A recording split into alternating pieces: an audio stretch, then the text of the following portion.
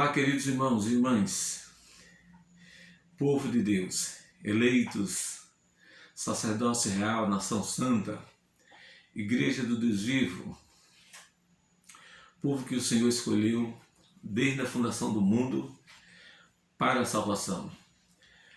Esse é mais um vídeo em que nós estamos fazendo para meditação na Palavra de Deus, na rica Palavra de Deus, na infalível, na inerrante, na inspirada Palavra de Deus. Eu quero abrir a Bíblia aqui na carta de Paulo aos Efésios. Paulo escreve uma carta à igreja de Éfeso, que ficava na capital da Ásia Menor, Éfeso. E Paulo escreve essa carta da prisão em Roma, a primeira prisão domiciliar. Paulo é preso 2 vezes em Roma. A primeira nós chamamos de uma prisão domiciliar, em que Paulo tem liberdade de receber visitas, amigos, parentes, irmãos na fé. E Paulo, dessa prisão, ele escreve 4 cartas maravilhosas. Uma delas é essa que é a igreja de Éfeso. Uma carta grandiosa, uma carta monstruosa, por assim dizer, robusta, uma carta repleta de doutrinas, ensinos. Paulo gasta aqui pelo menos 3 capítulos para tratar de doutrinas a essa igreja.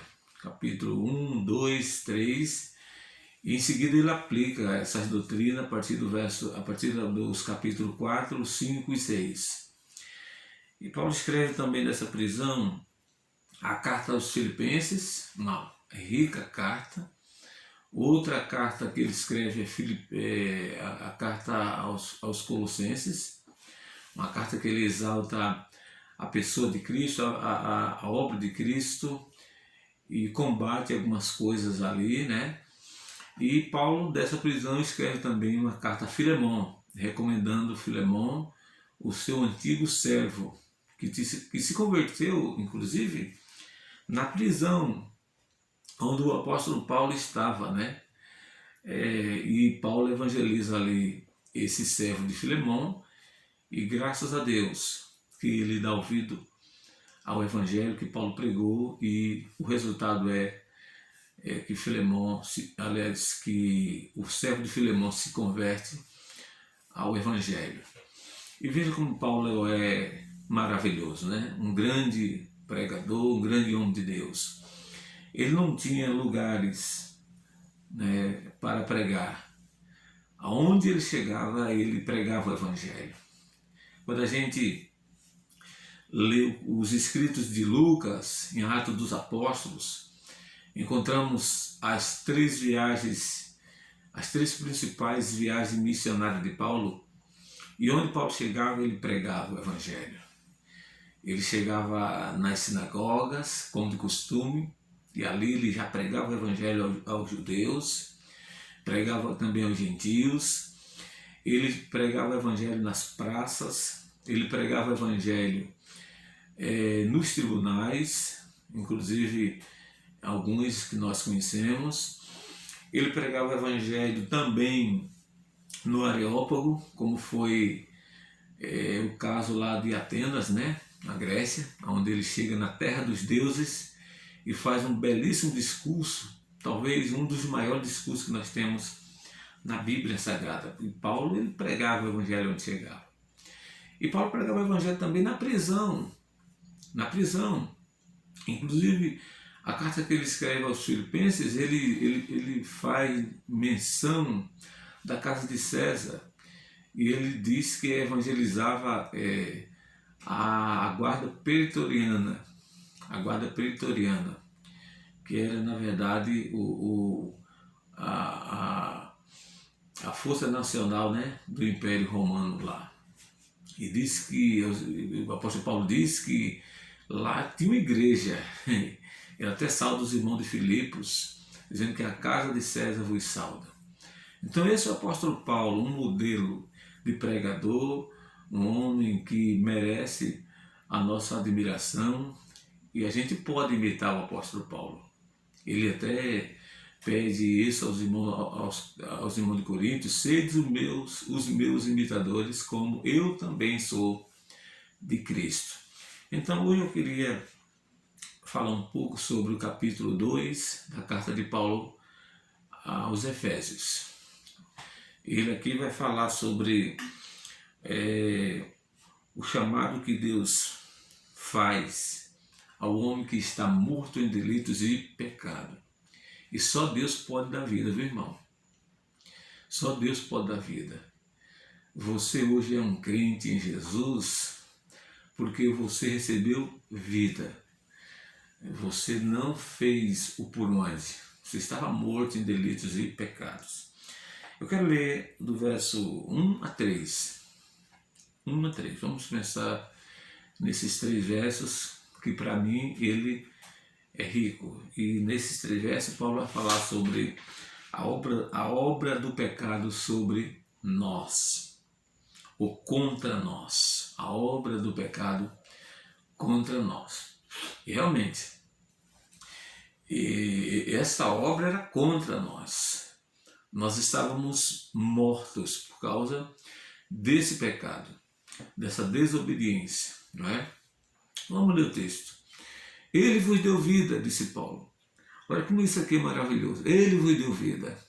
Estando vós, veja a nossa condição aí, mortos nos vossos delitos e pecados. Era terrível, não era? Mortos nos vossos delitos e pecados, nos quais andaste, outrora, ou no outro tempo, ou em outra condição, segundo o curso deste mundo, segundo o príncipe da potestade do ar, vejam, do espírito que agora atua nos filhos da desobediência.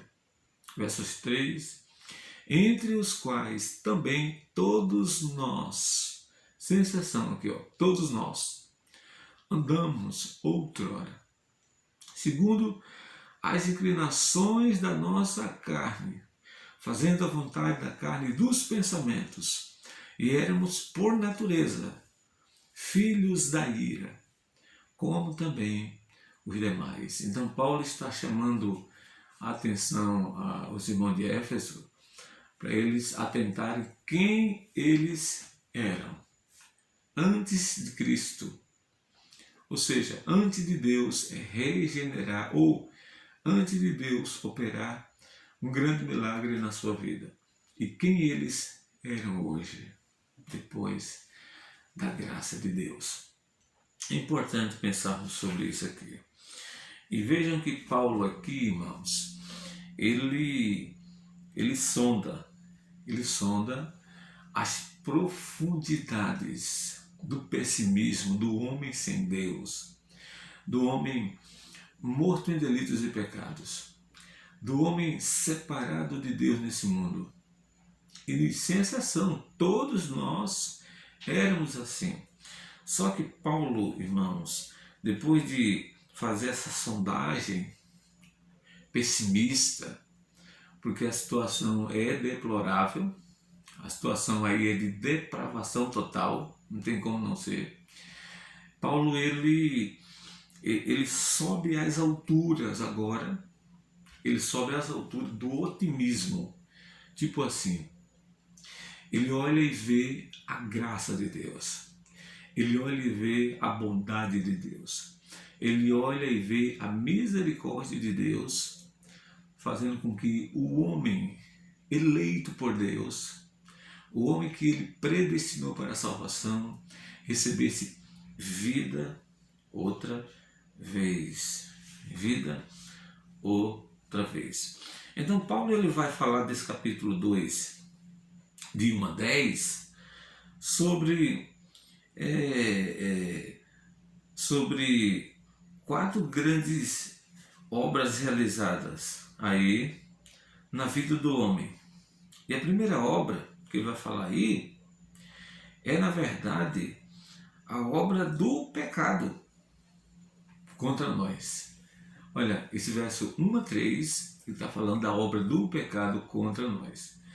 E veja, irmãos, essa obra não nos permitia sairmos do túmulo. Essa obra do pecado nos matou, nos sepultou. E só Deus poderia e pode nos dar vida outra vez. Só um milagre divino. Então ele vai falar aí sobre a obra do pecado contra nós. Do verso, o que Paulo vai falar é o seguinte, o verso 1 a 3, a obra do pecado contra nós, não é? Do verso 4 a 6, ele vai falar sobre um propósito que Deus realiza em nós, a sua obra. Na verdade, do verso 4 a 7, a 6, nem a 6, desculpem, a 6. Do verso 7 a 10, aí ele fala aqui sobre a obra de Deus por nós, a obra de Deus por nosso intermédio. Então, a condição do homem, de acordo com esse texto, é desesperadora sem Deus. Imagine, né? Como era a condição desse homem não regenerado. Desesperadora. A palavra mais apropriada que nós encontramos nesse momento é essa. Desesperadora. Se Deus não nos desse vida, se Deus não tivesse tido misericórdia de nós, estaríamos ainda mortos em delitos e pecado. Então vejam, irmãos, que esse é o retrato da condição humana e é um retrato da condição humana de forma universal. Universal. Não tem aqui nenhum outro, não tem aqui nenhum outro termo. É a condição universal. E a gente analisa aqui, irmãos, o seguinte, que o pecado, ele não é como uma dessas enfermidades graves, né, que nós temos no meio da humanidade, tipo assim um câncer, tipo HIV. O que a gente pode entender com isso? Que um câncer, um HIV, ele podem, alguns homens podem contraírem e outros não. Né? Já o pecado não é assim. É algo que todo ser humano está envolvido e que todo ser humano é culpado. Esse é o quadro. Todo ser humano é envolvido e todo ser humano é culpado. É terrível isso aqui. Não é? É desesperador, de certa forma. Olhando para esses versos, é desesperador.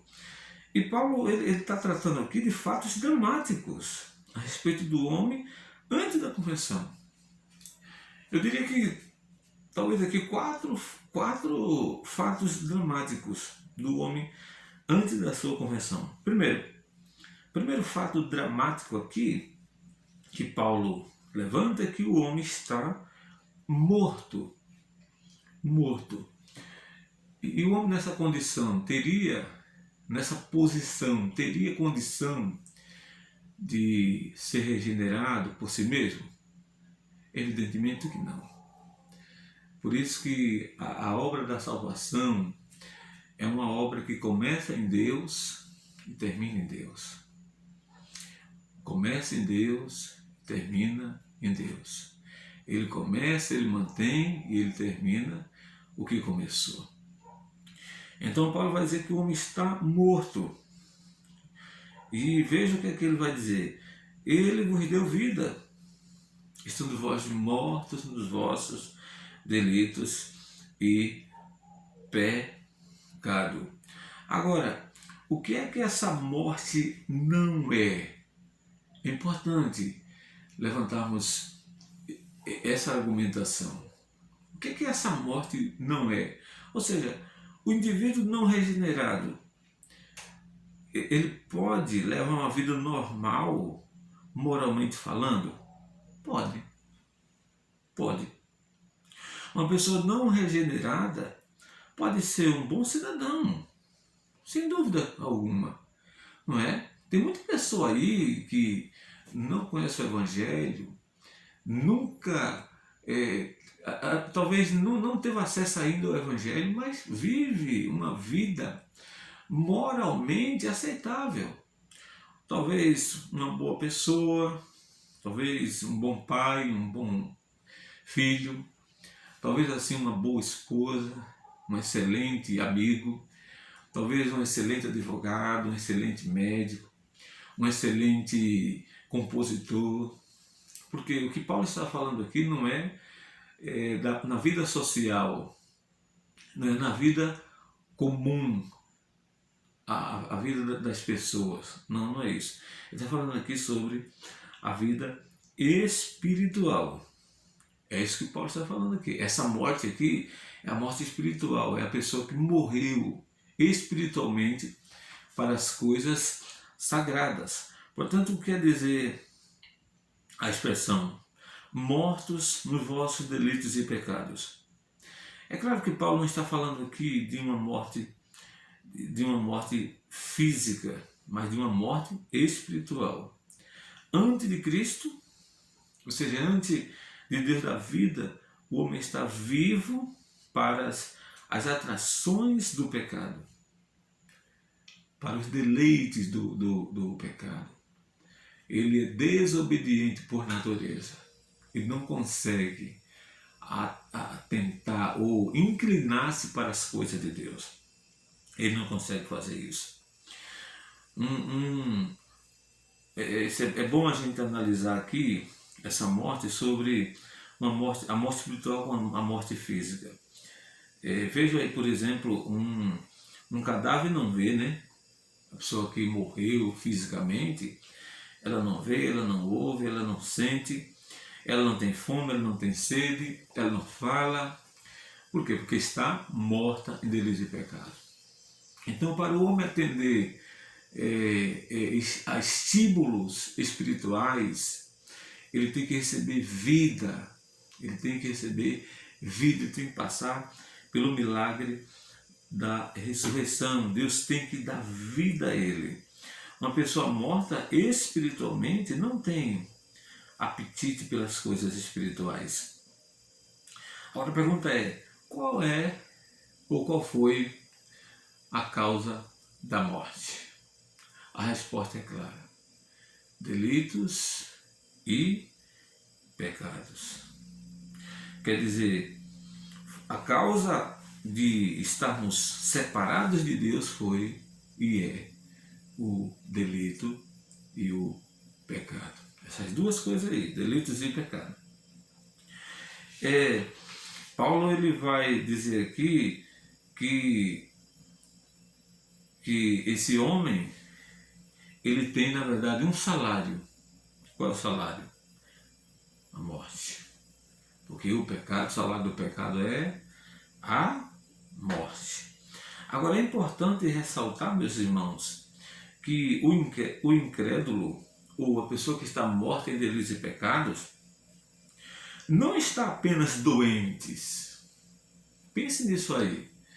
Antes de você se converter a Jesus pela pregação do Evangelho, porque a conversão vem pela pregação, não significava que você estava apenas doente, mas você estava morto. É isso. E você não necessitava apenas de uma restauração. Não era isso. Você necessitava de ressurreição. Então não era apenas uma reforma que você precisava. Não, você precisava de ressurreição. Você precisava nascer de novo. O mundo está assim. Alguém já disse que o mundo é comparado a um grande cemitério. Alguém já disse isso. Cheio de pessoas mortas espiritualmente. Embora elas estejam vivas, trabalhando, se casando, vivendo a vida comum, mas elas estão mortas em delitos e pecados. Só o poder extraordinário do Senhor e Salvador Jesus Cristo é que pode lhe dar vida. Ou seja, Adão matou, Deus lhe dá vida outra vez em Cristo.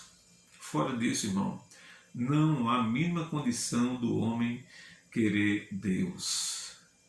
Querer Deus. Há duas correntes, né?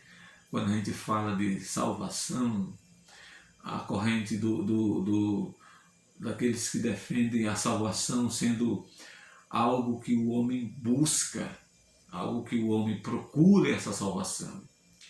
E essas pessoas que ensinam isso não negam que Deus salva, não negam que a salvação é pela graça.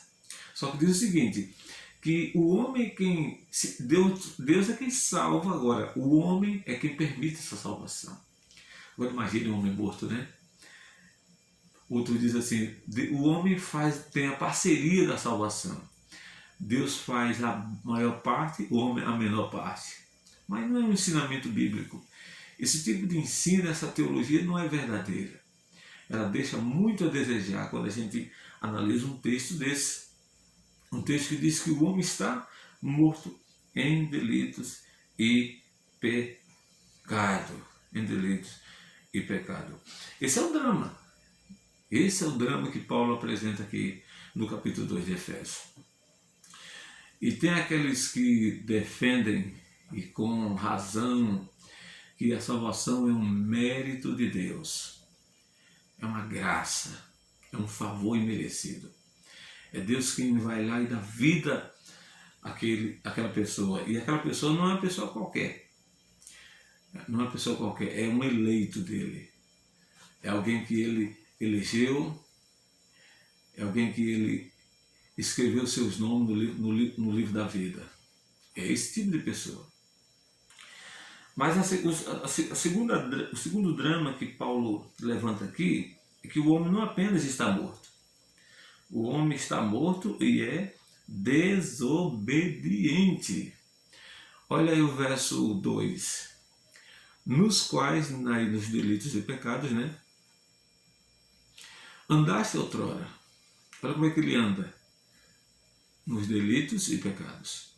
Agora, segundo o curso deste mundo, segundo o príncipe da potestade do ar, do espírito que agora atua nos filhos da desobediência. E agora Paulo vai dizer que há três forças que levam o homem a essa desobediência. Ele está morto e é desobediente. Mas o que é que coopera para essa desobediência? Três forças. Primeiro, o mundo. Olha o que ele vai dizer aqui. Ele vai dizer no verso 2, o curso deste mundo, um padrão de vida desse mundo. Agora, o mundo aqui não tem nada a ver com o mundo geográfico, o mundo criado por Deus, o mundo da geografia, o mundo que nós chamamos de o mundo cosmo. Não é esse tipo de mundo aqui. Mas o mundo aqui é o mundo aion, o mundo da desobediência a Deus.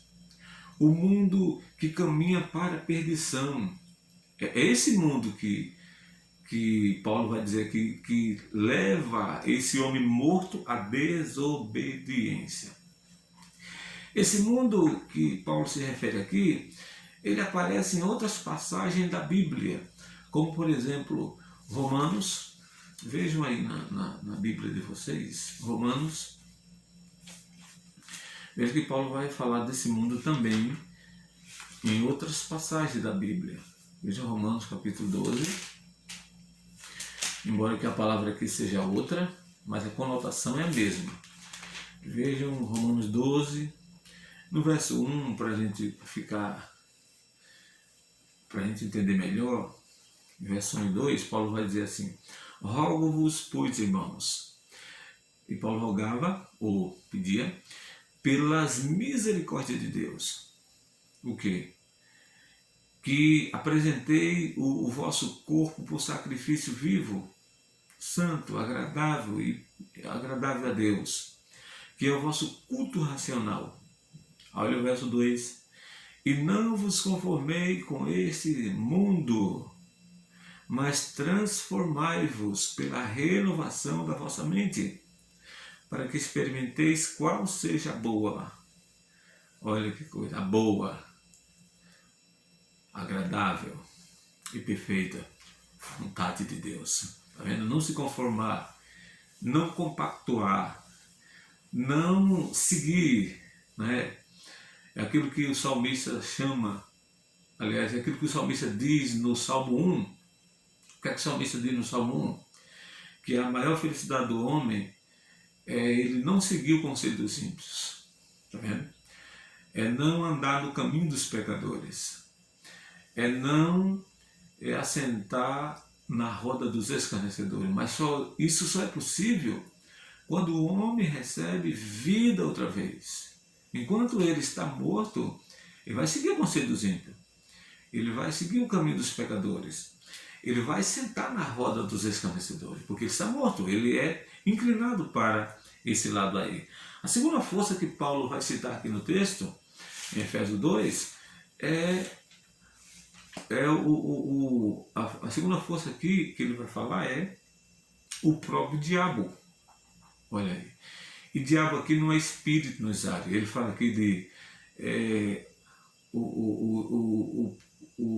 segundo o príncipe da potestade do ar, do espírito, ou seja, o padrão de desobediência que agora atua nos filhos da desobediência.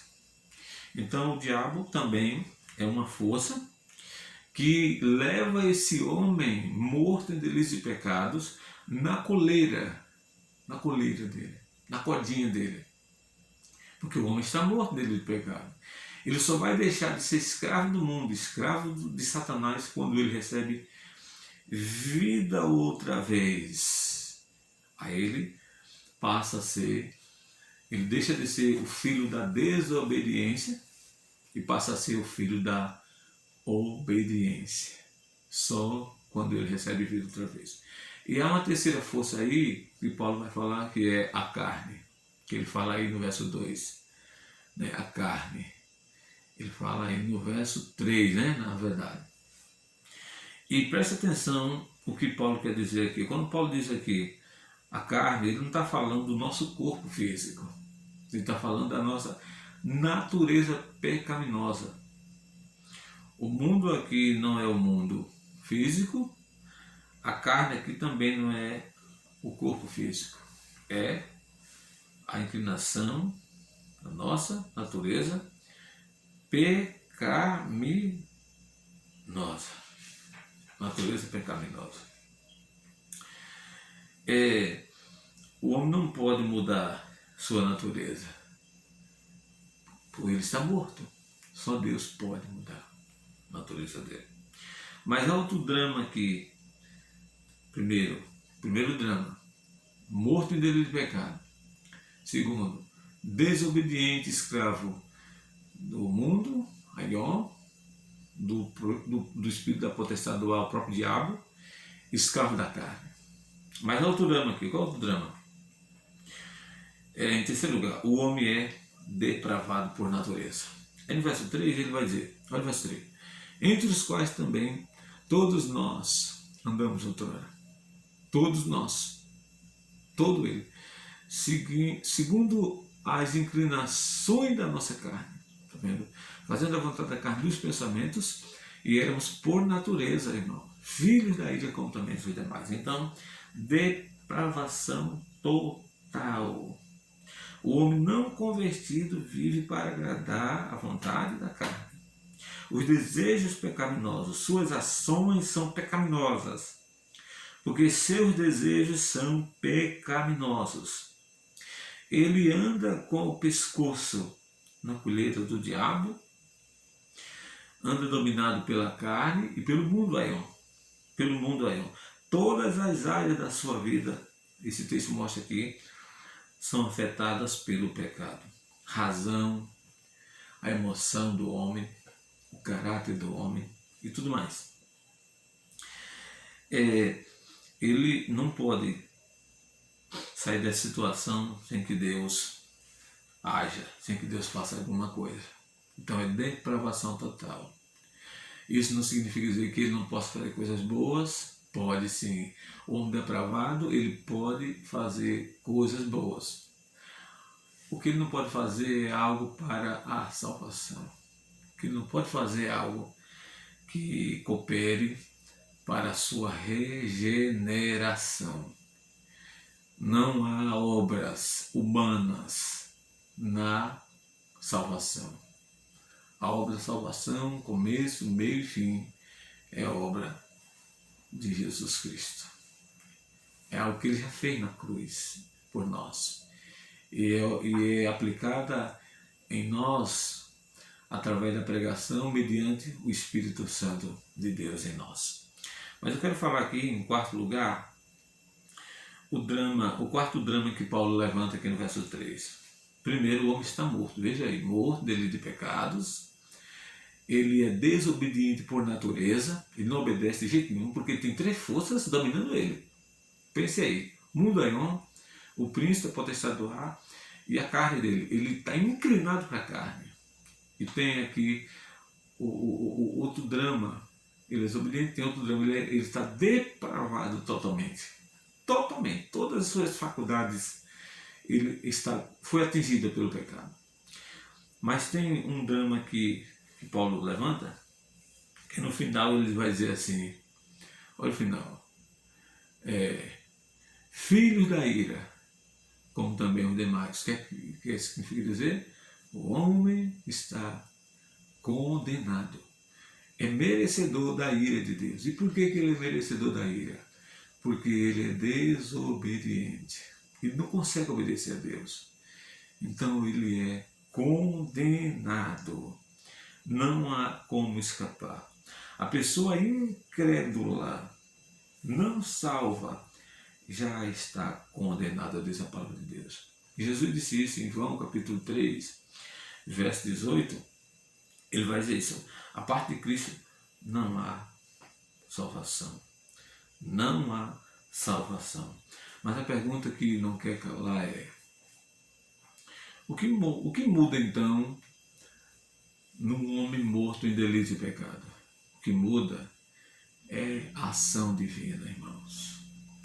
Olha o verso 4. Mas Deus, o mais aqui é algo impressionante, é algo fantástico. Mas, aí agora muda tudo. Mas Deus, sendo rico, rico em quê? Em misericórdia. Por causa de quê? Por causa do grande amor com que nos amou. Estando nós mortos nos nossos delitos e pecados, nos deu vida, juntamente com Cristo. Olha só, Deus nos dá vida junto com Cristo. Ou seja, você é salvo em Cristo, não fora de Cristo. Não há salvação fora de Cristo. Deus decidiu esse método de nos salvar em Cristo. O Evangelho é pregado, e o Evangelho que é pregado não é um Evangelho qualquer, é o Evangelho de Cristo. E em Cristo, Deus nos salva, nos dá vida outra vez. Só assim há salvação. Esse evangelismo que possibilita o homem salvar-se a si mesmo não é o Evangelho de Cristo. Esse Evangelho do apelo barato, em que as pessoas não pregam e fazem um apelo às pessoas que estão mortas, não é o Evangelho de Cristo.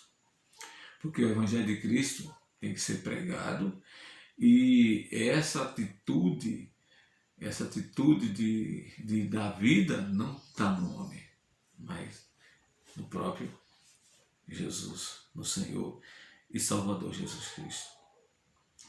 Você já tem vida, meu irmão?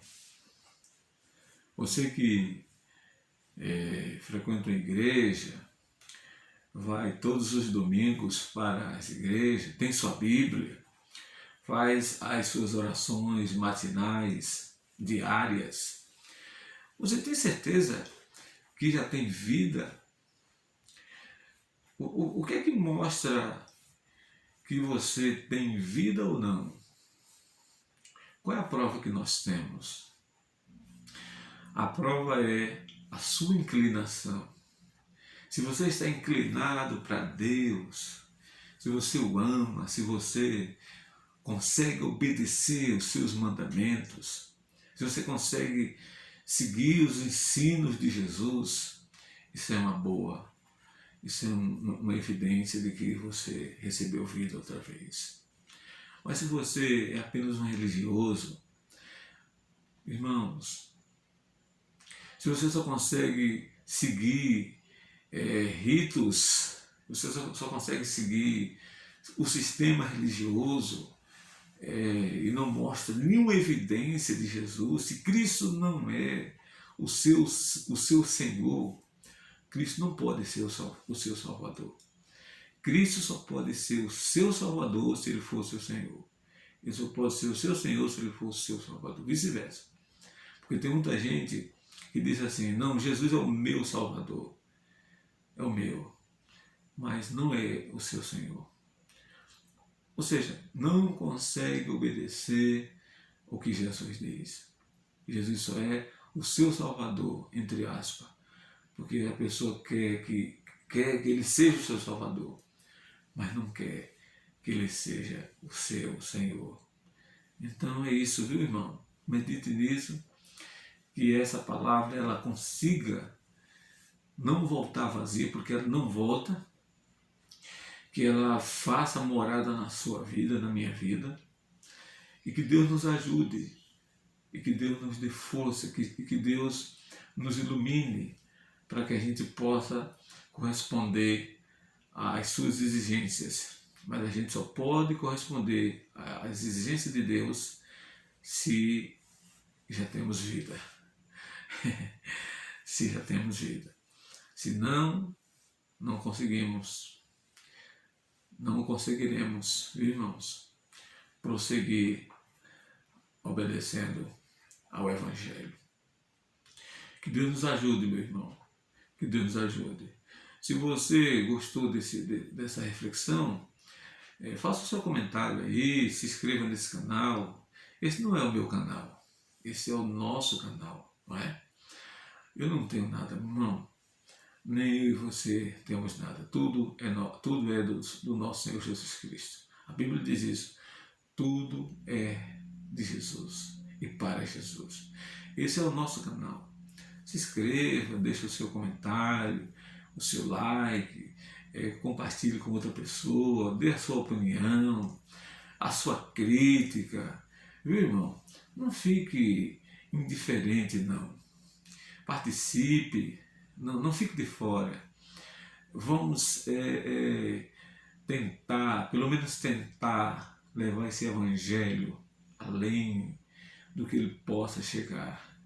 Vamos fazer com que o evangelho rompa as fronteiras, chegue outras pessoas através de você, através de mim. E fique sabendo uma coisa, quem vai pregar esse evangelho da graça de Deus não são os anjos, não são os anjos. Quem vai pregar esse evangelho da graça de Deus não são seres de outros planetas, até porque pela palavra de Deus, até hoje a gente não tem visto nenhum. Quem vai pregar esse evangelho da graça de Deus somos nós. Deus conta comigo, conta contigo, conta com todos nós. Então faça a sua parte, viu, irmão? Não deixe de compartilhar, não. Não deixe de comentar. Comente aí. Eu recebo crítica, não tem problema não. Críticas construtivas vai me dar força, vai me dar perspectiva para melhorar o conteúdo, procurar mais, estudar mais, ler mais, para que as coisas melhorem cada dia que se passa. Paulo ele é um exemplo disso. Paulo ele vai dizer aos irmãos de Tessalônica que eles estavam progredindo. Ele diz, continueis fazendo cada vez mais. Então, um abraço aos irmãos e até o próximo vídeo, se Deus assim permitir. Se Ele permitir a nossa vida em graça. Tchau, meu irmão. Que Deus continue nos ajudando e nos abençoando.